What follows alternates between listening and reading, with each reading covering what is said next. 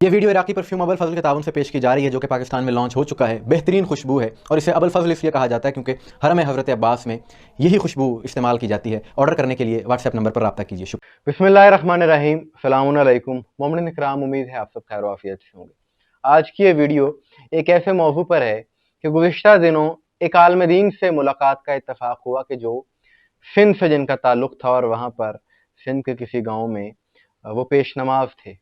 ان سے مختلف موضوعات پر باتیں ہوئیں، اور جب بہت سے موضوعات پر بات ہو رہی تھی، خصوصاً ہم نے مسلکی تعصب کے حوالے سے بھی بات کی کہ جو پاکستان میں پایا جاتا ہے، تو وہاں کے حالات دریافت کیے۔ میں نے ان سے پوچھا کہ وہاں آپ کا کس طرح سے معاملات ہیں اور مسلکی تعصب ہے یا نہیں ہے، تو انہوں نے بتایا کہ نہیں، الحمدللہ وہاں پر بہت اچھے حالات ہیں ان کے ہاں، اور شیعہ سنی برادران مل کر رہتے ہیں۔ اور یہاں تک انہوں نے یہ بات بھی بتائی کہ بعض ایسے گھر ہیں وہاں پر اہل سنت برادران کے کہ جنہوں نے اپنے گھروں پر حضرت عباس علیہ السلام کے علم نصب کیے ہوئے ہیں۔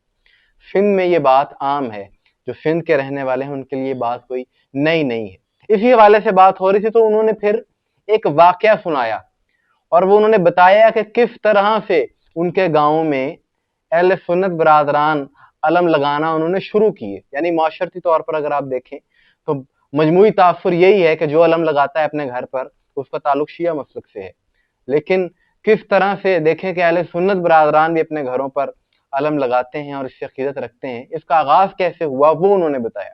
انہوں نے کہا کہ ان کے ایک علاقے میں آج سے تقریباً 100 سال پرانی بات ہے، یا شاید اس سے بھی پرانا واقعہ ہے، کہ ایک شخص تھا جس کا تعلق بلوچ قبیلے سے تھا۔ وہ گاؤں میں رہتا تھا، اکیلا وہ شخص شیعہ مسلک سے تھا، اور باقی جو گاؤں والے تھے ان کا مزاج ایسا تھا کہ وہ شیعہ مخالف رویہ رکھتے تھے، علمی طور پر نہیں بلکہ سنی سنائی باتوں کی بنیاد پر، جو کہ مولوی عام کر دیتے ہیں۔ انہوں نے بتایا کہ وہ شخص جو کہ شیعہ تھا واحد اس گاؤں میں، اس کی عقیدت ایک بزرگ سید سے تھی جو کہ خود ذاکر بھی تھے، اور انہی کی وجہ سے یہ شخص بھی شیعہ ہوا تھا۔ تو اسی حوالے سے اس شخص نے اس بزرگ سید سے یہ پوچھا کہ آپ یہاں پر آئے ہیں، میرے لیے بڑی سعادت کی بات ہے۔ اب لوگ پوچھیں گے مجھ سے کہ جی یہ کون ہے، تو آپ کا تعارف میں نے کیا کروانا ہے؟ ظاہر ہے اگر میں یہ کہوں گا کہ یہ شیعہ ہیں، سید ہیں، پھر ذاکر بھی ہیں، تو یہ تو آپ کے خلاف ہو جائیں گے، آپ کو کوئی نقصان بھی پہنچا سکتے ہیں۔ تو وہ بزرگ نے کہا کہ تم انہیں یہ کچھ نہ بتانا، تم صرف یہ کہنا کہ یہ قصہ گو ہیں، تم انہیں کہہ دینا کہ یہ جگہ جگہ پر قصے سناتے ہیں، واقعات بیان کرتے ہیں، میرا ان کے ساتھ تعلق ہے، اب یہ ہمارے گاؤں میں آئے ہیں۔ اس شخص نے ایسا ہی کیا، اور یہی بات اس نے گاؤں والوں کو بتا دی۔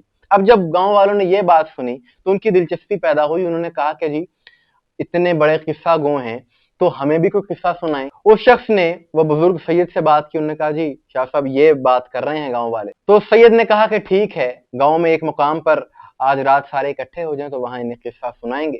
رات کے وقت جب سارے گاؤں والے اکٹھے ہو گئے تو سید نے اپنے ایک شاگرد کو کہا جو کہ ذاکر تھا، ان کے ساتھ تھا، انہوں نے کہا کہ جی تم کھڑے ہو کر انہیں حضرت ایوب کا قصہ سناؤ، اللہ کے نبی کا قصہ سناؤ۔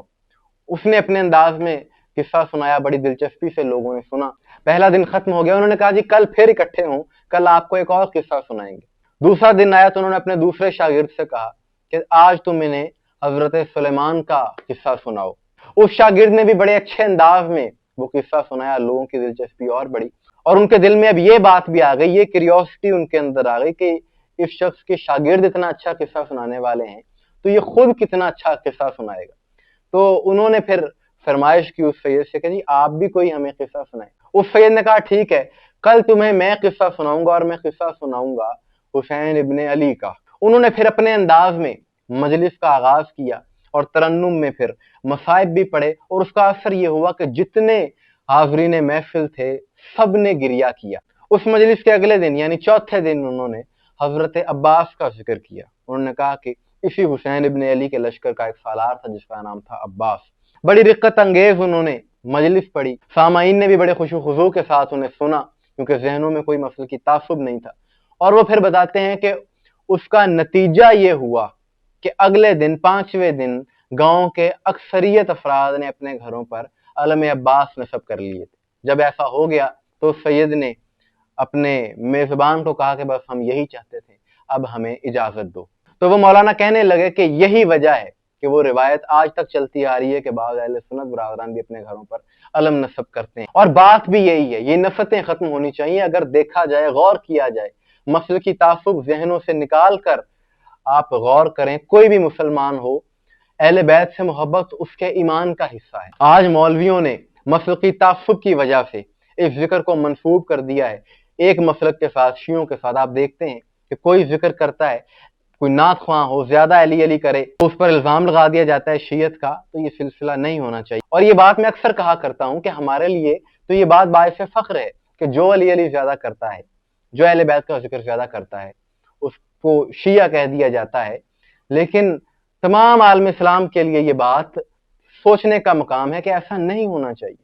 اور جہاں تک بات علم کی ہے، تو یہ علم بھی کسی ایک مسلک کا نہیں، کسی فرقے کا نہیں ہے، بلکہ یہ اسلام کا علم ہے، جو کہ حضرت رسول خدا نے مولا علی کو دیا، مولا علی نے حضرت عباس کو دیا، اور آج تمام حسینی سے اظہار عقیدت کرتے ہیں۔ لہذا شیعہ سنی کی کوئی تفریق نہیں ہے، بات عقیدت کی ہے، بات محبت کی ہے۔ جس کے دل میں اہل بیت سے محبت ہو وہ حسینی ہے۔